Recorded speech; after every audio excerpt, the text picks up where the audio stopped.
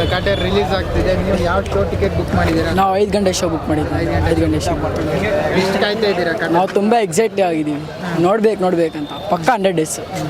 Darshan sir ಎಷ್ಟು ಯಾವಾಗಿಂದ ನೋಡ್ತಾ ಇದ್ದೀರಾ ನೀವು? ನಾವು ತುಂಬ ವರ್ಷದಿಂದ ನೋಡ್ತೇವೆ, ತುಂಬ ವರ್ಷದಿಂದ ಅಭಿಮಾನಿ ನಾವು. ಅಂದರೆ ಅವ್ರು ಮಾಡೋ ದಾನ ಧರ್ಮ ಆಗಿರ್ಬೋದು, ಒಂದು ಪ್ರಾಣಿ ಸಾಕೋದ್ರಾಗಿ ಎಲ್ಲದರಲ್ಲೂ ನಾವು ಅದರಿಂದನೇ ನಾವು ಅವ್ರ ಅಭಿಮಾನಿ ಆಗಿರೋದು. ಈ ಸೆಲೆಬ್ರೇಷನ್ ಎಲ್ಲ ನೋಡ್ತಿದ್ರೆ ನಿಮ್ಗೆ ಏನು ಅನಿಸುತ್ತೆ ಅಂತ? ತುಂಬ ಎಕ್ಸೈಟ್ ಆಗ್ತಿದೆ.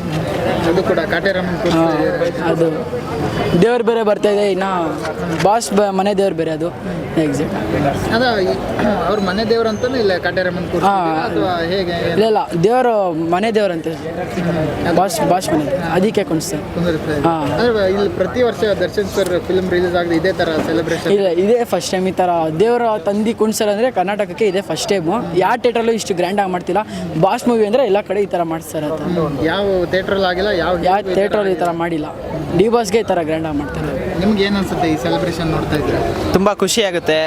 ಅದು ಡಿ ಬಾಸ್ಗಂದ್ರೆ ಚೆನ್ನಾಗಿ ಮಾಡ್ತಾ ಇದ್ದಾರೆ ಎಲ್ಲರೂ, ಯಾರು ಬಿಟ್ಕೊಡ್ತಾ ಇಲ್ಲ, ಎಲ್ಲ ಚೆನ್ನಾಗಿ ನಡೀತಾ ಇದೆ ಪ್ರಿಪರೇಷನ್. ನೀವು ಯಾವ ಶೋ ಟಿಕೆಟ್ ಬುಕ್ ಮಾಡಿದ್ದೀರಾ? ನಾವು 12 o'clock ಶೋ. 12 o'clock ಶೋ ಮತ್ತೆ ನೋಡ್ತಾ ಇರ್ತೀರಾ ಹೇಗೆ ಅಂತ? ನೋಡ್ತಾ ಇರ್ತೀವಿ. ನಮ್ಮ ಕನ್ನಡ ಸಿನಿಮಾ ನಾವು ಬೆಳೆಸೋದಿನ್ನು ಯಾರು ಬೆಳೆಸೋದು, ನಾವು ನೋಡ್ತಾ ಇರ್ತೀವಿ. ಅಂದಾಜು ಎಷ್ಟು ಕೋಟಿ ಕಲೆಕ್ಷನ್ ಮಾಡ್ಬೋದು ನಿಮ್ಮ ಪ್ರಕಾರ ಹೇಳೋದಾದ್ರೆ? ಅಂದಾಜು ಅಂದರೆ ಲೈಕ್ 10 crores. ಇನ್ನು ಆದರೆ ಆಗ್ಬೋದು 10 crores ಜನ ಇಷ್ಟಪಟ್ಟು ನೋಡಿದ್ರೆ ಇನ್ನ ಜಾಸ್ತಿ ಹೋಗುತ್ತೆ. ಆಲ್ರೆಡಿ ಬುಕ್ ಮೈ ಶೋ ಅಲ್ಲೇ 1 ಕೋಟಿ ಆಗಿದೆ. ಫಸ್ಟ್ ಡೇನೆ. ಟಿಕೆಟ್ ಬಿಡೋಕಿನ್ನ ಮುಂಚೆ ಫುಲ್ ಬುಕ್ಕಿಂಗ್ ಹಂಗೂ ನಮಗೂ ಟಿಕೆಟ್ ಸಿಗ್ತಾ ಇರಲಿಲ್ಲ. ಆಮೇಲೆ ನಮ್ಗೆ ಗೊತ್ತಿರೋರು ಅಂತ ಅವರು ಜಯನಗರ ಅವರು ಕುಮಾರಣ್ಣ ಅಂತ ಇದ್ರು. ಅವರು ಕುಮಾರಣ್ಣ ಹತ್ರ ಕೇಳಿದ್ವಿ, ಅಣ್ಣ ಹಿಂಗೆ ಸ್ವಲ್ಪ ಟಿಕೆಟ್ ಬೇಕು, ನಾವು ಬಾಸ್ ಹುಡುಗರು ಅಂತ ಹೇಳಿದ್ರು. ಅವರು ಇದು ಮಾಡಿ ನಮಗೆ ಟಿಕೆಟ್ ಇಸ್ಕೊಟ್ಟಿದ್ದಾರೆ. ಈ ಸೆಲೆಬ್ರೇಷನ್ ಎಲ್ಲ ಮಾಡ್ತಾ ಇದ್ದೀರಿ ಅಂದ್ರೆ ಎಲ್ಲ ನಿಮ್ಮ ಟೀಮ್ ಅವರೇ ಮಾಡ್ತಿರೋದು? ಎಲ್ಲ ಸೇರ್ಕೊಂಡು ಡಿ ಬಾಸ್ ಅಭಿಮಾನಿಗಳೆಲ್ಲ ಬಳಗ ಸೇರ್ಕೊಂಡು ಮಾಡ್ತಿರೋದು. ಒಂದು ಅಂದಾಜು ಎಷ್ಟು ಖರ್ಚು ಆಗಿರ್ಬೋದು ಈ ಸೆಲೆಬ್ರೇಷನ್? ಖರ್ಚು ಅದು ತುಂಬ ಜಾಸ್ತಿನೇ ಆಗಿರ್ಬೋದು, ಯಾಕಂದರೆ ಇಷ್ಟು ಫುಲ್ಲು ಗ್ರ್ಯಾಂಡಾಗಿ ಅಂದರೆ ಡಿ ಬಾಸ್ಗೆ ಇಷ್ಟು ಗ್ರ್ಯಾಂಡಾಗಿ ಮಾಡಿಸ್ತಾರೆ. ಅದು ಏನು ಇಷ್ಟೆಲ್ಲ ಮಾಡಿದೆ ಅವ್ರು ಬರ್ತಾರಂತಾನ ಏನು ಬ್ರೋ? ನನ್ನ ಅಂದಾಜು ಪ್ರಕಾರ ಅವ್ರು ಬರ್ಬೋದು, ಯಾಕಂದರೆ ದೇವ್ರನ್ನೆಲ್ಲ ಕೊಂಡ್ಸವ್ರು ಬಂದರೆ ಬರ್ಬೋದು ಅಷ್ಟೇ. ಹೌದಾ? ಓಕೆ, ಬರ್ತಾರಾ? ಬರ್ಬೋದು.